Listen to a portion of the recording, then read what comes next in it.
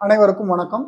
இந்த வீடியோவில் நம்ம என்ன பார்க்க போறோம்னா, உச்சநீதிமன்ற மற்றும் உயர்நீதிமன்ற நீதிபதிகளை எப்படி பதவி நீக்கம் செய்வாங்கங்கிறத பார்க்க போறோம். தட் இஸ் சுப்ரீம் கோர்ட் ஜட்ஜஸையும் ஹைகோர்ட் ஜட்ஜஸையும் எப்படி பதவி நீக்கம் செய்கிறாங்க அப்படின்னு.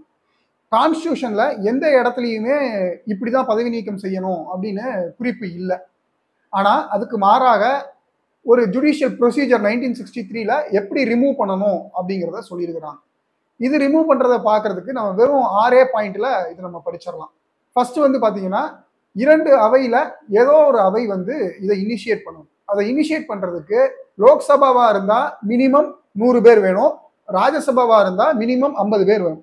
இவங்க 100 இல்ல 50 சைன் பண்ணி அடுத்து நேரா யார்கிட்ட போகும் அப்படின்னா ஸ்பீக்கருக்கு. லோக்சபாவா இருந்தா சபாநாயகர் அதாவது ஸ்பீக்கர்கிட்ட, அல்லது ராஜ்யசபாவா இருந்தா தலைவர் அதாவது சேர்மன்ட்ட போகும். இது 2வது பாயிண்ட். இப்படி போன கம்ப்ளைண்ட்டை சார்ஜஸை அந்த அவைத்தலைவர் அதாவது ராஜ்யசபா அவைத்தலைவரோ அப்படி இல்லாட்டி சபாநாயகர் லோக்சபா சபாநாயகரோ ஏத்துக்கலாம், இல்லாட்டி அதை நிராகரிச்சிடலாம். அப்படி ஏத்துக்கிட்டாருன்னா அவர் ஒரு குழுவை அமைப்பார். இது 3வது பாயிண்ட். இந்த குழு ஒரு 3 பேர் கொண்ட குழு. இந்த 3 பேர் யாரெல்லாம் அப்படின்னு சொல்லி பார்த்தீங்கன்னா, உச்சநீதிமன்ற தலைமை நீதிபதி அல்லது உச்சநீதிமன்ற நீதிபதி, இது ஒருத்தர். 2வது யாருன்னு சொல்லி பார்த்தீங்கன்னா, மாநிலங்கள்ல இருக்கக்கூடிய ஹைகோர்ட்ல இருக்கக்கூடிய ஏதாவது ஒரு சீஃப் ஜஸ்டிஸ், ஏதாவது ஒரு தலைமை நீதிபதி, ஏதோ ஒரு மாநிலத்துடைய ஏதோ ஒரு தலைமை நீதிபதி.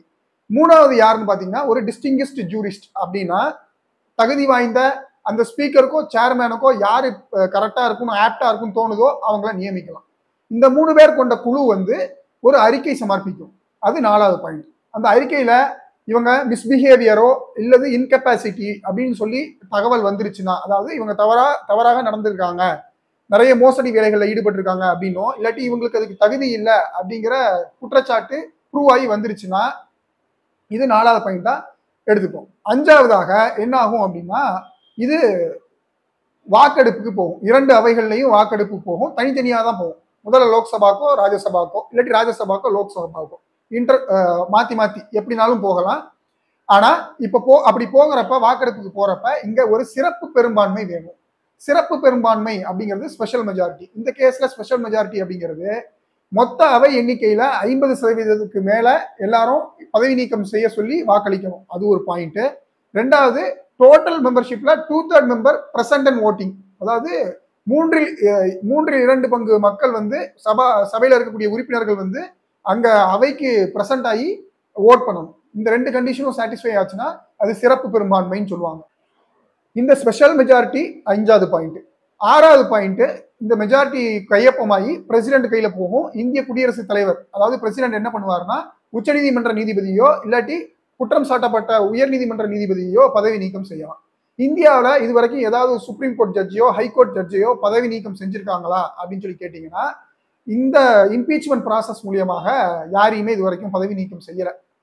ஆனா 2 பேருக்கு மேல பதவி நீக்கம் செய்யறதுக்கான அட்டெம்ப்ட் நடந்திருக்கு. ஒன்னு 1993ல வி ராமசுவாமி அப்படிங்கிற உச்சநீதிமன்ற நீதிபதி மேலையும், இப்போ லேட்டஸ்டா 2018ல தீபக் மிஸ்ரா அப்படிங்கிற உச்சநீதிமன்ற தலைமை நீதிபதி மேலையும் சார்ஜஸ் ஃபைல் ஆகி அவங்கள பதவி நீக்கம் செய்ய முயற்சி பண்ணாங்க.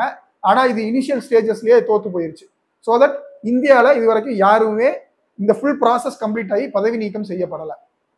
இன்னைக்கு இந்த வீடியோல உச்சநீதிமன்ற நீதிபதியும் உயர்நீதிமன்ற நீதிபதிகளும் எப்படி பதவி நீக்கம் செஞ்சாங்கன்னு சொல்லி பார்த்தோம்.